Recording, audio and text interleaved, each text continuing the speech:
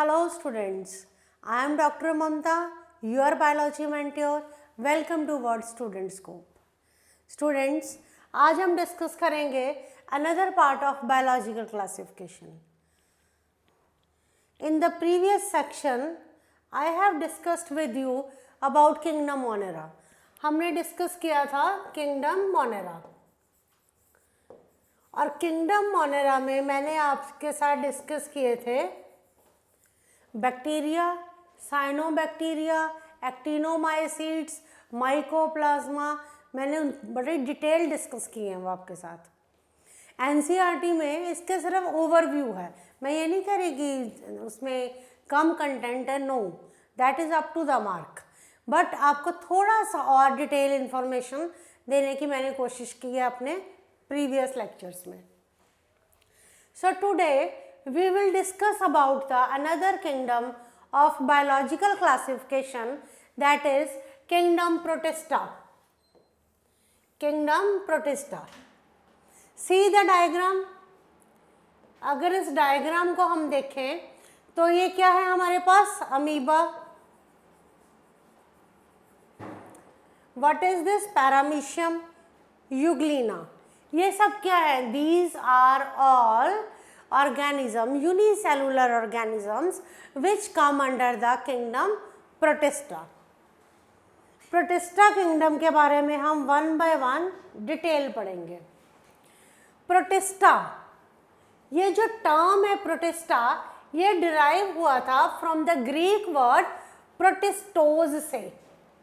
Protista kingdom जो है, this word was derived from the Greek word protistos, meaning the very first. तो क्या थे प्रोटिस्टोज? क्या थे? The very first.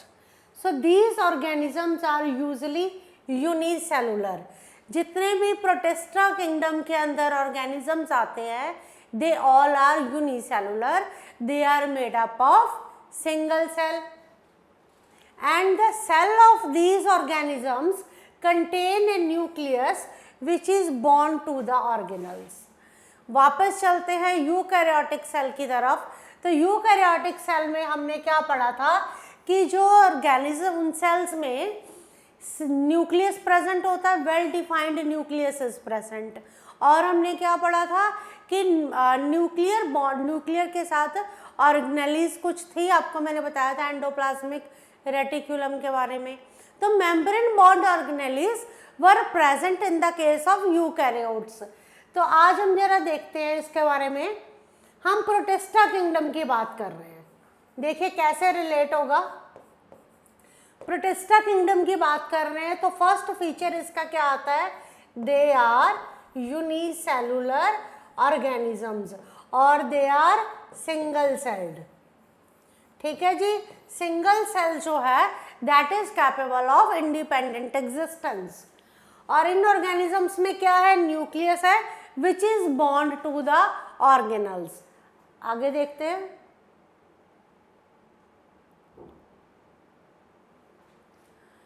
Some of them even possess structures that aid locomotion like flagella और cilia. अब ये जो सेल्स की हम बात कर रहे हैं यूनिसेलुलर है. Some of them have some structures. Movement के स्ट्रक्चर्स की मैंने बात की हुई है पिछले लेक्चर्स में कि फ्लैजेला और cilia are responsible for the movement. ठीक है, मैंने सीलिया का थोड़ा सा डिस्कस किया था कि सीलिया इटसेल्फ मूवमेंट में इतना रोल प्ले नहीं करता, but that play a role in the attachment of bacterium to the host cell. तो कुछ अगर जो इसमें सेल्स में स्ट्रक्चर्स क्या करते हैं, उनमें मूवमेंट के कुछ स्ट्रक्चर्स प्रेजेंट होते हैं सेल्स में, विच लाइक फ्लैजेला एंड सीलिया. अब इस स्टेटमेंट पे आते हैं. Kingdom protista includes all unicellular eukaryotic micro organisms. Unicellular eukaryotic micro organisms, very very important. जब भी whenever I will discuss about the kingdom Protista, I will talk that unicellular eukaryotic organisms are the protistians. Protista kingdom में क्या आते हैं? Unicellular eukaryotic micro organisms. अब मैं अगर कह रही हूँ कि यूनिसेलुलर ठीक है, सिंगल सेल्ड है, यूकैरियोटिक माइक्रो ऑर्गेनिजम्स, तो यूकैरियोटिक सेल के जो मैंने आपसे कैरेक्टर्स डिस्कस किए थे तो हम यहाँ वो रिलेट करेंगे। एक्सेप्ट सारे जो किंगडम प्रोटिस्टा है उसमें यूनिसेलुलर यूकैरियोटिक ऑर्गेनिजम्स हैं, except some unicellular algae such as chlamydomonas and chlorella. जो क्लेमाइडोमोनास एंड क्लोरेला है, these are unicellular algae but they are not unicellular eukaryotes. And fungi, example yeast and animals which are placed in their respective kingdoms along with the closely related multicellular organisms। तो मैंने कहा sorry कि जो kingdom protista है उनमें unicellular eukaryotic organisms होते हैं, लेकिन एक्सेप्शंस कौन सी हैं? एक्सेप्शंस है Chlamydomonas, chlorella which are unicellular algae and fungi, example yeast, they are kept in the separate kingdom on the basis of the closely related characters। तो on the basis of closely related characters, some unicellular algae like Chlamydomonas and Chlorella and the fungi, they were kept in the separate kingdom, right? तो आपको पहला character याद रखना है कि kingdom protista include unicellular eukaryotic microorganisms. Predominantly they are water dwelling and live where there is water. Kingdom protista के जो organisms हैं ये कहाँ पे मिलते हैं? They all are water dwelling and they live wherever there is water. जहाँ पे भी वाटर होगा तो किंगडम प्रोटिस्टा के ऑर्गेनिजम्स आपको वहाँ पे दिखाई देंगे। तो इसमें हमने क्या देखना था कि कौन से ऑर्गेनिजम्स जो हैं, एक्सेप्शनल केसेस कौन से हैं, ये सब हमने यहाँ पे देखा। तो ये फीचर्स जो हैं they are very important from the examination point of view. Habitat, मैंने अभी क्या कहा था कि जितने भी प्रोटिस्टा हैं दे आर वाटर डिवेलिंग। ये क्या होते हैं? वाटर डिवेलिंग होते हैं। Most protists are aquatic organisms. Very important to learn कि प्रोटिस्ट क्या होते हैं? These are aquatic organisms. They need a moist environment to survive. They need, all protist organisms need a moist environment to survive. They will be found wherever there is presence of water. So ये कहाँ मिलते हैं हमें? Aquatic habitats हैं इनके। They are found mainly in damp soil में मिलेंगे। Damp soil means जिसमें moisture है, damp soil में मिलेंगे, marshes में मिलेंगे, लेक्स में मिलते हैं and the ocean. So protist के जो हैबिटेट है आपको कहाँ मिलेंगे? दीज आर एक्वेटिक ऑर्गेनिजम्स। तो जितना भी मॉइस्ट एनवायरनमेंट्स है, एक्वेटिक एनवायरनमेंट्स है, उन सब में आपको प्रोटिस्टा के ऑर्गेनिजम्स मिलेंगे। They are water dwelling, right, keep it in mind. Some protist are free living organisms. कुछ प्रोटिस्ट जो होते हैं they are free living organisms, others are involved in symbiotic relationships। तो जब हम प्रोटिस्ट की बात करते हैं, as they are water dwelling, they live in moist environments, so these protists are free living organisms. Some protist, I am not saying that all protistians are free living, no, some protists are free living and some live in symbiotic relationship। ये symbiotic relationship क्या है? Symbiotic relationship means कि एक mutually benefited relationship होती है जिसमें host भी benefited है और जो उस पर सर्वाइव कर रहा है, जो उसके साथ रह रहा है वो भी बेनिफिटेड है। Both are mutually benefited, right.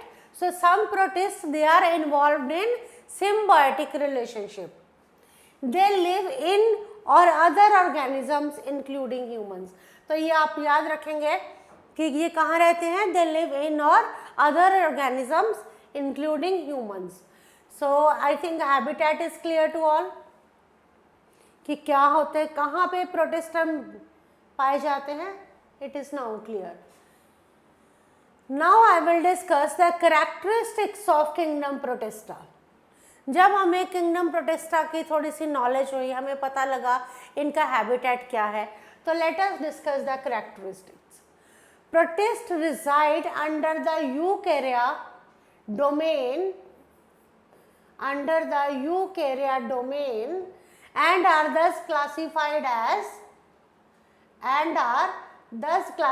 as eukaryotes. जो यूकैरिया है, just a minute please. So protist जो है they reside under the यूकैरिया domain. अगर आपने मेरा पिछला लेक्चर देखा हो तो 3 डोमेन्स ऑफ लाइफ मैंने डिस्कस किया था. 3 डोमेन्स ऑफ लाइफ में मैंने बताया था कि जो प्रोटिस्ट हैं they reside under the यूकैरिया domain and they are classified as eukaryotes. Eukaryotic organisms are distinguished from the prokaryotes in that they have a nucleus which is surrounded by a nuclear membrane. Eukaryotic organisms हैं protist. तो क्या होगा इसमें, protist में eukaryotic cell में क्या होता था, they have well defined nucleus which is surrounded by nuclear membrane. So in addition to nucleus, जैसे कि हमने बात की कि यूकैरियोट्स हैं, यूकैरियोट्स में क्या प्रेजेंट होता है, well defined nucleus is present. So in addition to nucleus protist have certain membrane bound organelles. Protist में क्या प्रेजेंट है, एडिशनल ऑर्गेनल्स प्रेजेंट है. कहाँ पे, they have additional organelles present in their cytoplasm. Endoplasmic reticulum and the Golgi complex, these are important for the synthesis of proteins and exocytosis of cellular molecule. क्या मतलब है इसका, कि जो एंडोप्लाज्मिक रेटिकुलम और गोल्जी कॉम्प्लेक्स हैं ये important हैं for the synthesis and exocytosis of cellular molecule. अगर आपने अमीबा का मैंने एक स्ट्रक्चर डिस्कस किया था, एंडोसाइटोसिस एंड एक्सोसाइटोसिस. अगर आपने एक्सोसाइटोसिस पढ़ा हो तो किसी भी चीज़ को बाहर निकालना सेल से, दैट इज एक्सोसाइटोसिस. किसी भी फूड मटेरियल को सेल के अंदर लेना, दैट इज एंडोसाइटोसिस. तो मैं ये कहना चाह रही थी कि जो यूकैरियोट्स हैं, प्रोटिस्टा यूनिसेलुलर यूकैरियोट्स, तो इनमें क्या होते हैं, they also have lysosomes. Lysosomes का क्या फंक्शन होता है, lysosomes are involved in the digestion of ingested material. जो भी ऑर्गेनिज्म खाना खाता है उसकी डाइजेशन में हेल्पफुल होता है lysosome.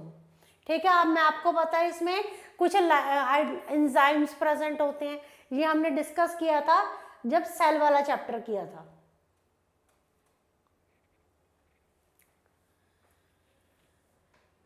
So characteristics of kingdom protista. Protista reside under the eukarya domain. 3 domains of life वाला लेक्चर खोल के देखोगे तो उसमें आपको मैंने बताया है कि जो प्रोटिस्ट हैं they reside under the eukarya domain and they are thus classified as eukaryotes. क्यों ये जो प्रोटिस्ट हैं इनको यूकैरियोट्स कहा जाता है, because they come under the यूकैरिया domain. Eukaryotic organisms are distinguished from the prokaryotes in that they have a nucleus that is surrounded by a membrane. तो जो eukaryotic organisms हैं, how they are different from the prokaryotic organisms? They are different from the prokaryotic organisms that they जो prokaryotes हैं उनमें जो nucleus है that is not surrounded by nuclear material, nuclear membrane, but in the case of eukaryotes, nucleus is surrounded by the nuclear membrane.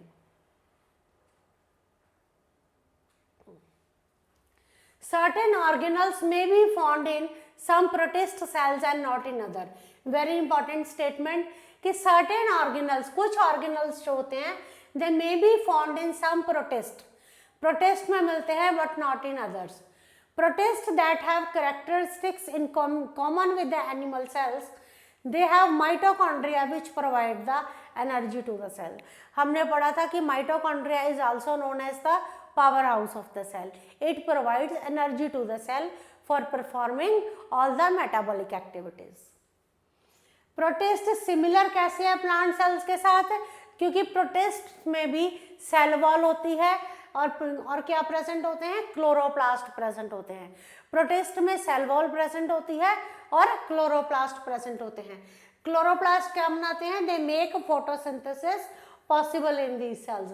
जो chloroplast हैं वो क्या बनाते हैं, दे मेक पॉसिबल फोटोसिंथेसिस। आपको पता है कि फोटोसिंथेसिस के प्रोसेस में क्लोरोफिल पिगमेंट का बहुत इंपॉर्टेंट रोल है, that helps to trap sunlight energy. तो फिर जो प्रोटिस्ट की अब हम बात कर रहे हैं, तो प्रोटिस्ट में कुछ ऐसे ऑर्गेनल्स प्रेजेंट है which are helpful in the metabolic activities which are performed by the organisms. जैसे माइटोकॉन्ड्रिया प्रेजेंट है, और प्लांट्स के साथ ये कैसे रिजेंबल कर रहे हैं, इनमें सेल वॉल प्रेजेंट है, और क्या प्रेजेंट है, इनमें क्लोरोप्लास्ट प्रेजेंट है। ठीक है, तो ये सारी चीजें जो हैं these are the organelles which are present in the protists.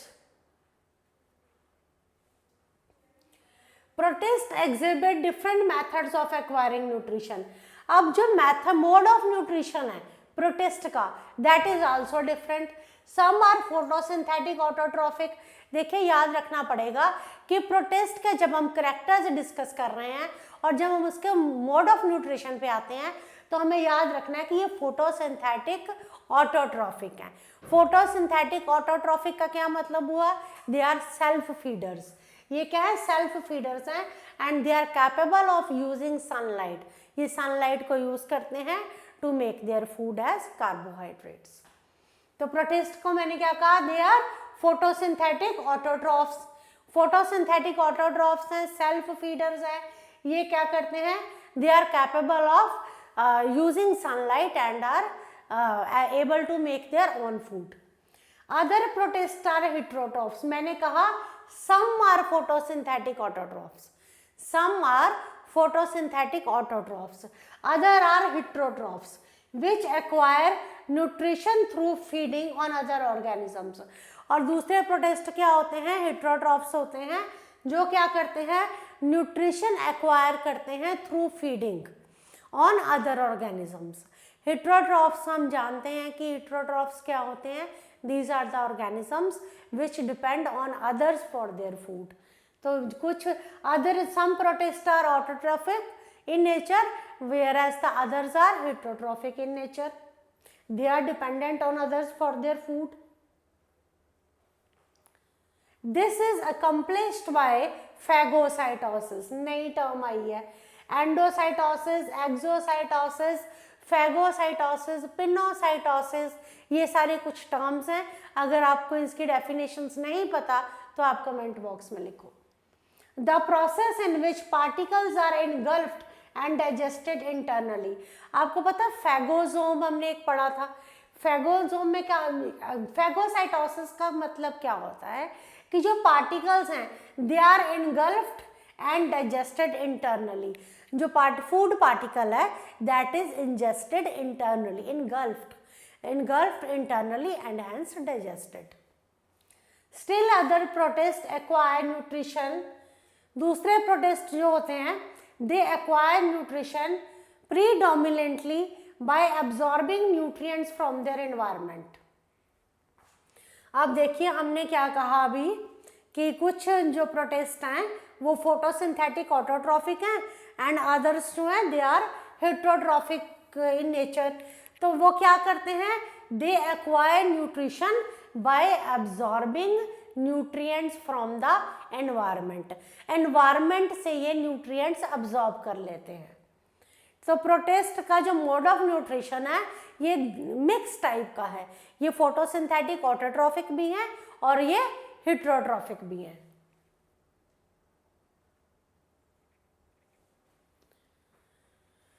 तो मैंने कुछ एग्जाम्पल्स के साथ इसे एक्सप्लेन करने की कोशिश की है। जो फोटोसिंथेटिक प्रोटिस्ट है they can prepare their own food. कौन से फोटोसिंथेटिक प्रोटिस्ट अपना खाना खुद बना सकते हैं, एग्जाम्पल है डायटम्स। सैप्रोफिटिक प्रोटिस्ट जो हैं दे, हमें पता है सैप्रोफाइट्स कौन होते हैं, who feed on dead decaying matter. जो सैप्रोफिटिक प्रोटिस्ट है they feed on dead decaying organic matter. Example याद रखना है, स्लाइम मोल्ड्स, दीज आर और प्रोटिस्ट, पढ़ेंगे हम आगे। होलोजोइक प्रोटिस्ट क्या करते हैं, they engulf their food, example is the paramecium. तो ये जो आपके फोटोसिंथेटिक प्रोटिस्ट हैं who are able to make their own food by absorbing sunlight, that are the diatoms. Diatoms आपके ये प्रोटिस्ट हैं।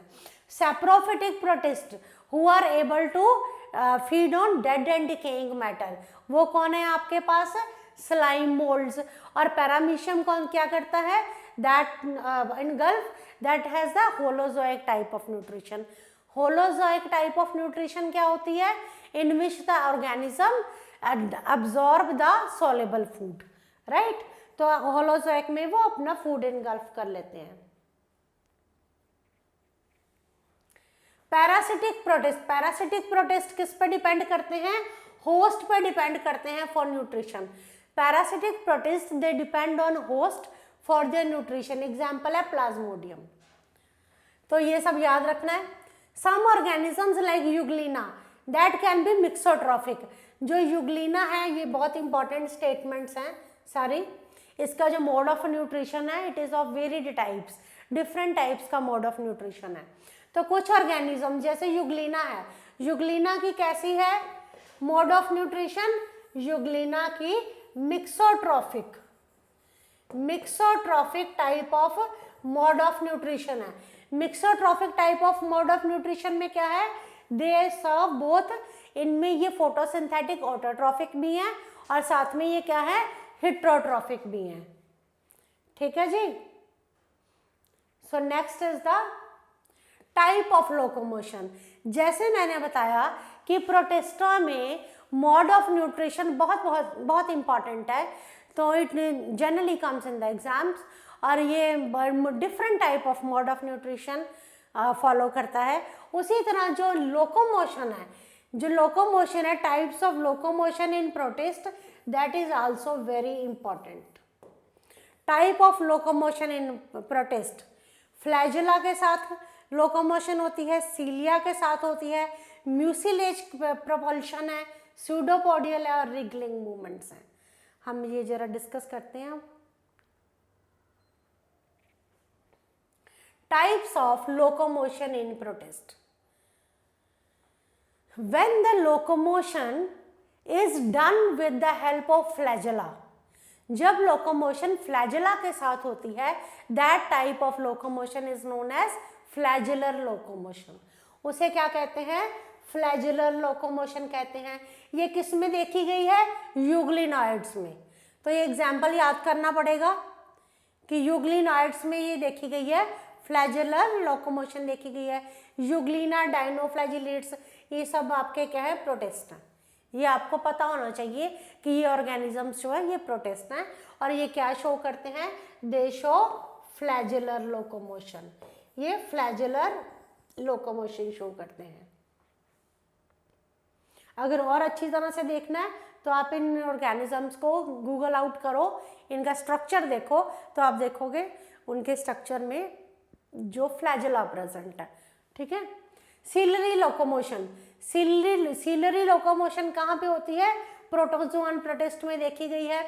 तो ये सीलियर, अगर आप पैरामीशियम का स्ट्रक्चर आपको अब पता हो, नहीं तो आप स्ट्रक्चर देखो तो उसमें जो मूवमेंट है ना, ये सीलिया प्रेजेंट है all over the body of paramecium. तो पैरामीशियम की बॉडी पे सीलिया प्रेजेंट है, और जो मोड ऑफ लोकोमोशन है वो कौन सा है, ciliary.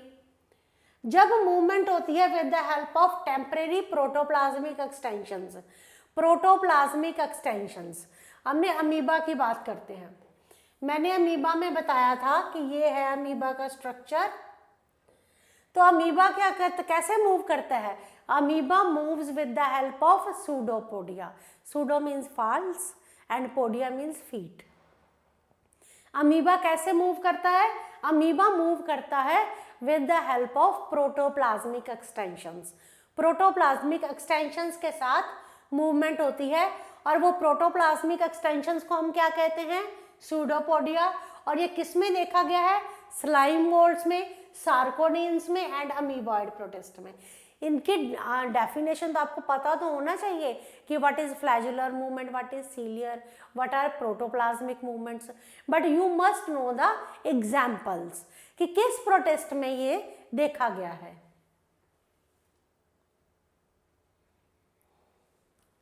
Diatoms exhibit mucilage propulsions by secreting mucilage in one direction while the cells are propelled in other direction. तो डाईएटम्स का डायग्राम देखो, डाईएटम्स आगे मैंने एक्सप्लेन भी किया है, उनमें क्या होते हैं? म्यूसिलेज प्रोपल्शंस होती हैं। म्यूसिलेज प्रोपल्शंस कैसी होती हैं? वो म्यूसिलेज सिक्रीट करते हैं एक डायरेक्शन में, और जो सेल्स हैं they are propelled in the other direction. Monocystis में देखो रिगलिंग लोकोमोशन आपको दिखाई देगी। रिगलिंग लोकोमोशन में क्या होता है? That is the locomotion is done with the help of wave of contraction and expansion through the body. Wave of contraction and expansion through the body when occurs, that type of movement is known as wriggling, right? So this was about the mode of nutrition of Protista as well as the type of locomotion exhibited by the Protista. These are very, very important. So now is the classification of Protista. Now kingdom Protista is classified into following categories.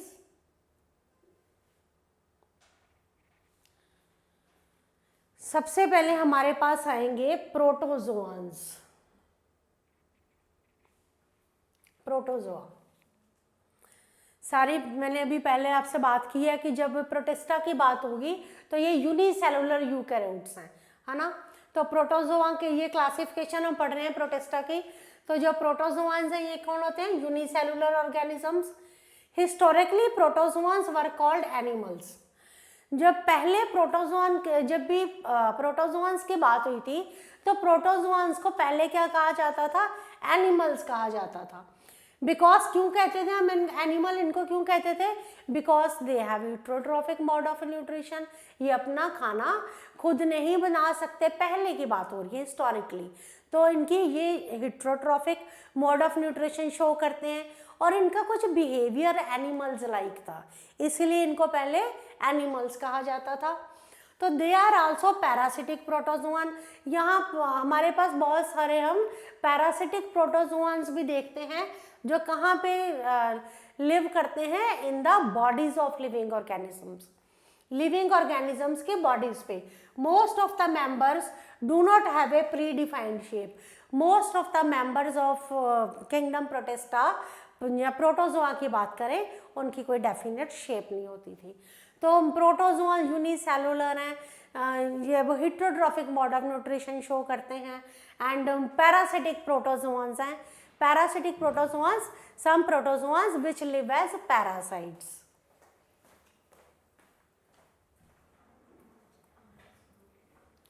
For instance amoeba, आपको पता है example protozoan का example amoeba paramecium. Amoeba अपनी shape change करता रहता है, पता है आपको, इरेगुलर शेप का है। With the help of pseudopodia हमने डिस्कस किया कि मूवमेंट होती है, ठीक है, ये अपनी शेप चेंज करता रहता है। बट पैरामीशियम की एक डेफिनेट स्लिपर लाइक शेप है। पैरामीशियम जो है उसकी डेफिनेट एक स्लिपर लाइक शेप है। Most well known example of protozoans are amoeba, paramecium, euglena. जब भी प्रोटोजोआन की बात होगी तो इसके एग्जाम्पल्स आपको याद होने चाहिए, amoeba, paramecium and Euglena.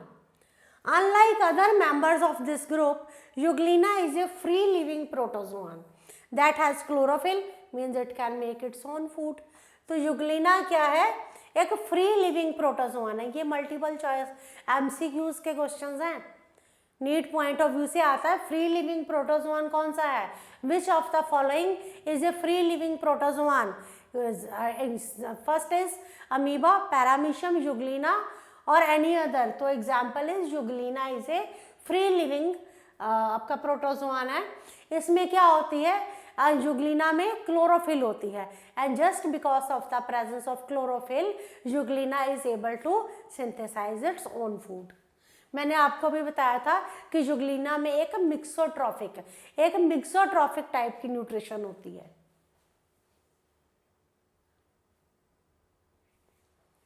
The protozoans can be divided into 4 major groups: amoeboid protozoans, flagellated protozoans, ciliated protozoans and sporozoans। हमें अब तो काफ़ी क्लियर हो गया है अमीबॉइड प्रोटोजोआंस कौन से होंगे, फ्लैजिलेटेड कौन से होंगे, सिलिएटेड कौन से होंगे, and last is the sporozoans. But still I will discuss with you. So amoeboid protozoans, amoeboid protozoans कौन से हैं? जो अमीबा है, एग्जाम्पल है इसका, कहाँ पे मिलेंगे? और मैंने पहले ही कहा था कि जो प्रोटिस्ट हैं, जितने भी प्रोटिस्ट हैं वो सारे वाटर ड्वेलर्स होते हैं। They will found in the moist environments, they will live wherever there is presence of water. They are mostly found in water bodies, either fresh or saline. मैंने discuss किया कि amoeba में क्या होता है, pseudopodia होता है, जो क्या करता है, which help to change their shape and to capture and engulf food. जो किस में हेल्पफुल होता है? in changing their shape and also helpful in engulfing food particle. Example है अमीबा, अमीबॉइड प्रोटोजोआंस। उसके बाद हमारे पास आते हैं फ्लैजिलेटेड प्रोटोजोआंस। फ्लैजिलेटेड प्रोटोजोआन के नाम से पता लग रहा है कि member of this group has flagella. अब फ्लैजेला है but they may be free living और दे कैन बी पैरासिटिक। वो फ्री लिविंग भी हो सकते हैं और दे मे बी पैरासिटिक। तो एग्जाम्पल है यूग्लिना। तो फ्री लिविंग मैंने फिर बात की कि फ्री लिविंग की बात हुई एज वेल एज पैरासिटिक, तो यूग्लिना का एग्जाम्पल आएगा। सिलिएटेड प्रोटोजोआंस, सिलिएटेड है आपका एग्जाम्पल है पैरामीशियम, क्योंकि पैरामीशियम की बॉडी पे क्या होता है, सारी बॉडी पे सीलिया प्रेजेंट होता है। और जो सीलिया प्रेजेंट होता है पैरामीशियम की बॉडी पे, वो किस में हेल्पफुल होता है? That is helpful in the nutrition, nutrition में और लोकोमोशन में हेल्प करता है, राइट। स्पोरोजोआंस, स्पोरोजोआंस क्या होते हैं? These organisms are so called because their life has spore like stage. जो स्पोरोजोआंस हैं इनको स्पोरोजोआंस क्यों कहा जाता है? क्योंकि इनकी लाइफ साइकिल में एक स्पोर लाइक स्टेज आती है जिसमें ये स्पोर्स प्रोड्यूस करता है। एग्जाम्पल है स्पोर आपको मैं करवाऊंगी, ये मलेरियल पैरासाइट है। एग्जाम्पल है मलेरियल पैरासाइट प्लाज्मोडियम। जब हम आगे लेक्चर्स में चलेंगे तो आई will discuss with you the each and every example of protista, so that आपको ये क्लियर हो जाए।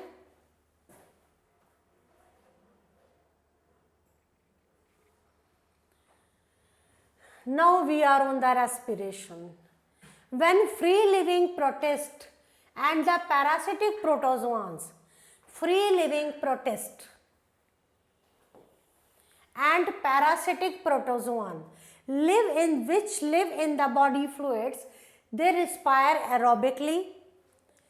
Free living protist living at the bottom of water bodies reside in the alimentary canal are obligate anaerobes. अभी आप सिर्फ और सिर्फ इतना याद रखो कि जो प्रोटिस्ट है, फ्री लिविंग है, वो एरोबिकली रिस्पायर करते हैं। नेक्स्ट लेक्चर्स में जब हम एग्जाम्पल्स के साथ एक्सप्लेन करेंगे तब मैं आपको इंडिविजुअली सबका ये एक एक एग्जाम्पल के साथ करवाऊंगी।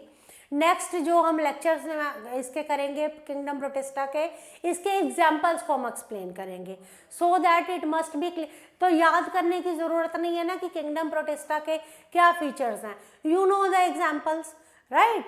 सो आप इसको पढ़िए, एनसीईआरटी को साथ में आपने फॉलो करना है। और कोई प्रॉब्लम आती है तो कमेंट सेक्शन में कमेंट करो, राइट।